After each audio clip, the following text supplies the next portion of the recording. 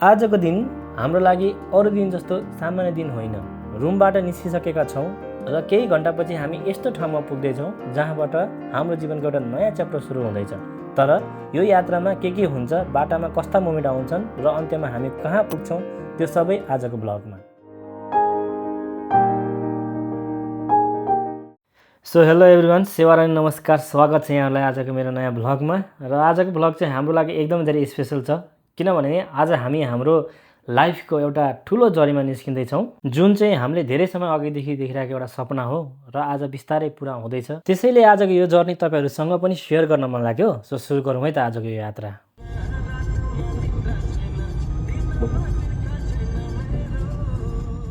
यो ठाउँमा बसेर धेरै दिन बिताएँ। एकैछिन रोकेर यो ठाउँलाई हेर्दा सायद केही समयपछि यो ठाउँलाई धेरै मिस गर्नेछु। तर लाइफमा अगाडि बढ्नको लागि कहिलेकाहीँ फेमिलियर कुराहरूलाई पछाडि छोड्नै पर्छ। त्यसैले अब भनेको अगाडि बढ्ने समय हो। सो हामीलाई चाहिँ एयरपोर्टसम्म दाइले ड्रप गरिदिँदै हुन्छ, अनि हाम्रो लगेजहरू चाहिँ झ्यापझुप पारेर डिकीमा अगाडि गएर ध्यानमा हालिसक्यौँ। अनि त्यस पछाडि हामीसँगै बसेको बिचरा एउटा भाइलाई चाहिँ कन्फ्युजन भएछ। त्यसैले राम्रोसँग जानु भने भोलि भन्ने सोचिरहेको अरे उसले। भेट्दा नि भेटिनु, मैले त बर्बाद भयो भन्दै थियो। त्यही त बिहान जाने होला नि, निस्किगएछ, हामी बिजी थियो फेरि। अब चाहिँ हामी एयरपोर्टतिर लागिसकेका छौँ।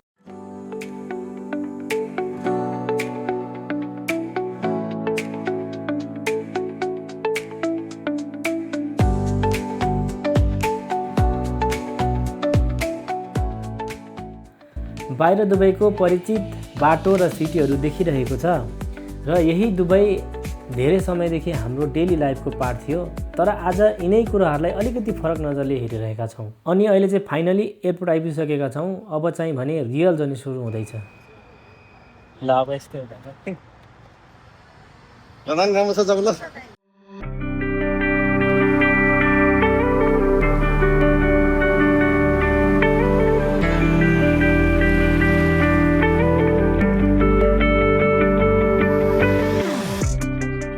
अनि अहिले चाहिँ हामी चेक इनको लागि लाइनमा बसिरहेका छौँ। लाइन निकै लामै रहेछ। सो बेबी कतिको एक्साइटेड छौ? नयाँ ठाउँ लिटल मात्रै छ।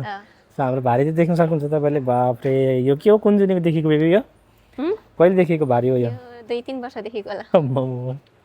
गाह्रो छ हो बसाइसराई हुनु। बसाइसराई हो नि त हो, के गर्नु। अनि अहिले चाहिँ हामीले यहाँनिर हाम्रो चेकिङ भइसक्यो, बोर्डिङ पास पनि हामीले पाइसकिसक्यौँ र हाम्रो लगेजहरू पनि चारवटा रेडी भएर जाँदैछ है। त्यसपछि हामी पनि इमिग्रेसन गरेर डिपार्चरतिर लाग्यौँ र इमिग्रेसनको भिडियो खिच्न नपाएको भएर चाहिँ भिडियो चाहिँ त्यहाँको चाहिँ खिच्न पाएन। के भयो बेबी, तिमीलाई झोलाको के भइरहेको थियो अरे? टेन्सन भइरहेको थियो नि। टेन्सन भइरहेको थियो होइन? त्यो हाम्रो क्याबिन यो ट्रस्ट गरेर रुममा ट्रस्ट नगरेर दिमाग खराब भइरहेको थियो। ट्रस्ट गरेर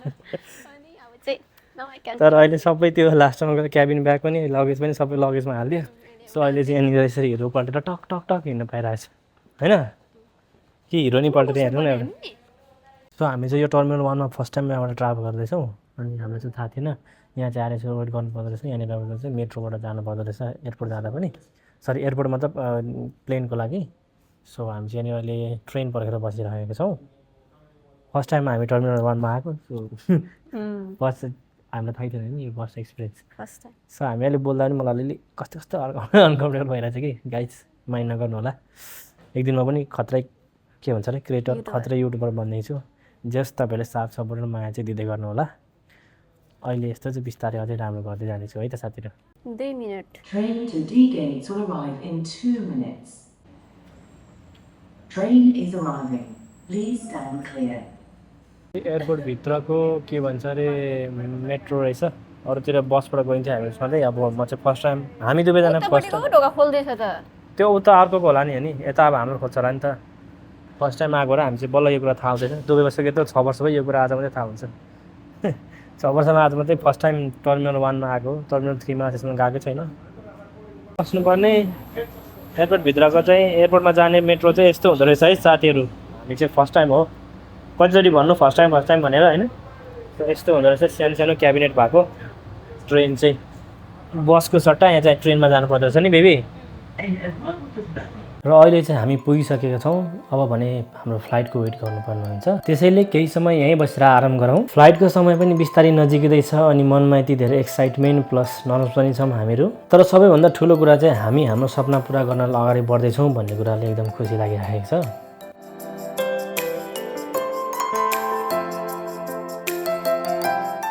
कसरी फेरि भन न, दिक्षे जताको त्यतै टोइलेट पिसाब फेर्नु गएको मान्छे फोटो खिचेको हराएर आफूले टोइलेट आइसक्यो, फर्किँदा छैन। सँगै गएको हुन्थ्यो सो अहिले चाहिँ हामीहरू करिब 12:30 बजीदेखि 1:30 बजीसम्म हामीहरू चाहिँ वेटिङमा थियौँ। सो अहिले चाहिँ 1:30 भएर 1:35 भएछ अनि अहिले चाहिँ यो के भन्छ डिपार्चर खुलिसकेको छ। सो अहिले चाहिँ हामीहरू जाँदैछौँ डिपार्चरतिर। के भएर फेरि तिमी फेरि भन, कोचको ब्याग रहेछ। कोचको ब्याग चाहिँ के हो? तिम्रो वान अफ द ड्रिमवाला ब्याग हो। मेरो बेबीको ड्रिम ब्याग चाहिँ कोचको है। यदि कसैले तपाईँहरू गिफ्ट गर्न चाहनुहुन्छ नि मेरो बेबीलाई गिफ्ट गरिदिनु होला। केटी बेचेर दिन्छ त। अनि केटीहरूले हेर्छ नि त मेरो भिडियो हेर्दैन केटीहरूले चाहिँ। कसले चाहिँ दिन्छ हौ मलाई कोचको? तपाईँले दिनु हुँदैन, तपाईँ बाहेक अरू मलाई कसले दिन्छ भन्नु त? ल अहिले चाहिँ साथीहरू बल्ल एयर होस्टेस र पाइलटहरू जाँदैछ होइन। सब उहाँहरू गइसकेपछि मात्रै बल्ल हाम्रो पालि आउने रहेछ है त। के भइसक्यो र?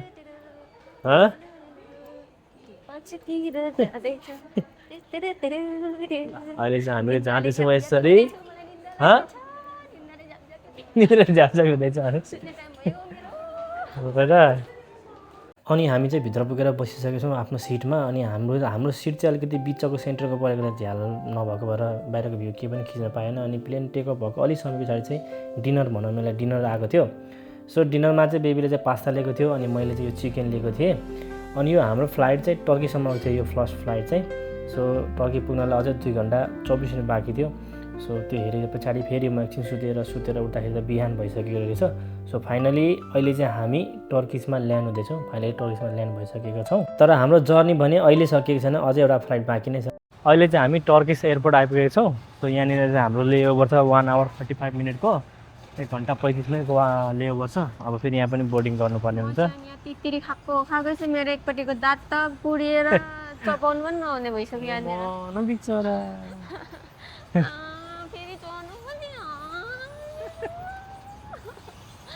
अनि कस्तो छ हाम्रो यात्रा जर्नी कस्तो भइरहेछ? मलाई त हिँडेर जाउँ जस्तो भइसक्यो। हिँडेर जा अब टर्कीबाट बाँकिरहेको हिँडेर जाने।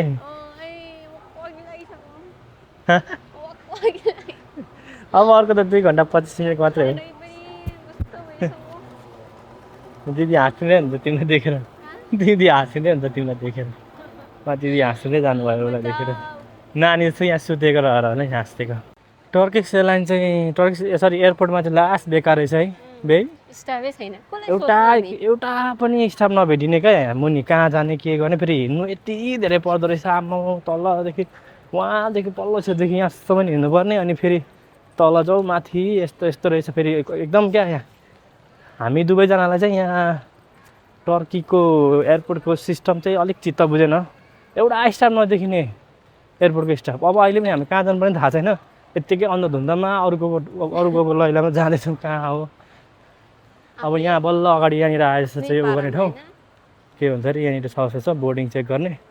अब यहाँ चेक गरेर हामी जानेवाला छौँ यहाँबाट चाहिँ। तर टर्की एयरपोर्टको चाहिँ एकदम वेस्ट लाग्यो म्यानेजमेन्ट। यो बोर्ड पनि कति सानो भगवान्।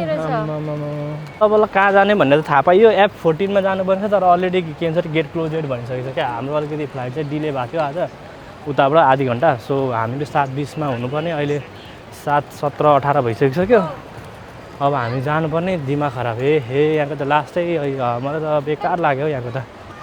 यहाँ सबै मान्छेहरू यहाँ अलपत्र जस्तै भएर बसिरहेको छ क्या। बिचमा एउटा बोर्ड लगाइदिएको छ, कसैले सोध्नु ओर्नु भन्यो भने एउटा एयरपोर्टको स्टाफ देख्दैन यो टर्किस एयरपोर्टमा। गाइस यो टर्किस एयरपोर्ट लास्टै ठुलो। यहाँ हिँडेर थाकिसक्यो। त्यहाँ के भन्छ अरे इमिग्रेसनबाट यहाँनिर गेटसम्म पुग्दाखेरि थाकेर हैरान घाम आइसक्यो माथिबाट। साथीहरू गुड मर्निङ सबैजनालाई। गेट क्लोज भइसक्यो भने चाहिँ अब के भयो कसो भएर मुनि गएपछि थाहा हुन्छ। साथीहरू के भन्छ अरे टर्किस एयरपोर्टमा चाहिँ लास्टै दुःख पाइयो। होइन के भन्छ दुबईबाटै आधी घन्टा फ्लाइट डिले भएको थियो, त्यो डिले भएकोबाट यहाँनिर जति बेला आउने प्लेन त्यो डिले भइगयो। सो अर्को प्लेनको लागि लाइन लाग्दा भगवान् थाहा गएर यस्तो घुम्दा अघि तपाईँहरू देख्यो थाहा आएको हामी कति घुम्यौँ भनेर होइन। सो लास्टमा फाइनली बल्ल बोर्डिङ पाइयो अनि अब फेरि ब्याक टु सेम प्लेस भनेर त्यहीँ पुग्नुपर्ने भगवान् कति धेरै हेर्नुपर्ने एयरपोर्ट यो एयरपोर्ट कम के भन्छ अरे सपिङ मल ज्यादा जस्तो लागिरहेको छ क्या हामी दुवैजनालाई। लास्ट दुःख पायो यहाँ। ल अब चाहिँ उतै पुगेर भेट्नु मेरो खुट्टा दुखेर के भइसकिसक्यो। अनि अहिले चाहिँ हाम्रो फाइनल फ्लाइट पनि फाइनली टेकअप गरिसकेको छ र यो फ्लाइट सकेपछि चाहिँ हामी हाम्रो डेस्टिनेसनमा पुग्नेवाला छौँ। र टेकअप भएको केही समयपछि हामीलाई फेरि पुनः यहाँनिर ब्रेकफास्ट दिएको थियो। ब्रेकफास्टमा चाहिँ ब्रेड अनि कफी र स्यान्डविच थियो। अनि हाम्रो आजको फाइनल डेस्टिनेसन भनेको चाहिँ माल्टा हो है त साथीहरू। ल तपाईँहरू देख्न सक्नुहुन्छ हामी चाहिँ अलमोस्ट माल्टा पुगिसकेका छौँ। ल है साथीहरू माल्टा आइपुग्यो है। अब चाहिँ माल्टाको दृश्य हेर्नु होला तपाईँहरूले।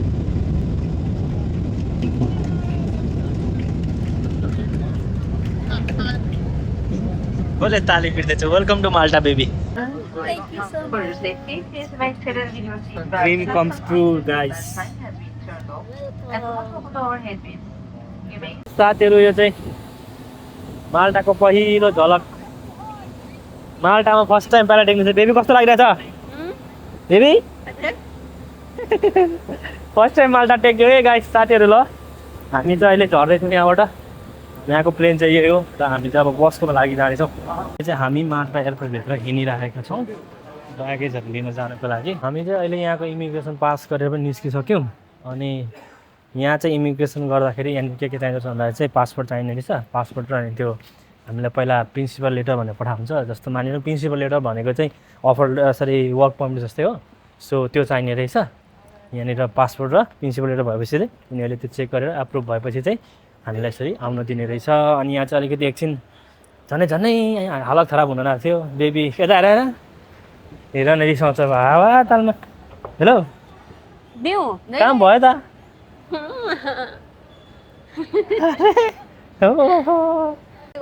ल अब हाम्रो काम चाहिँ के भने लगेज बटुल्ने हो।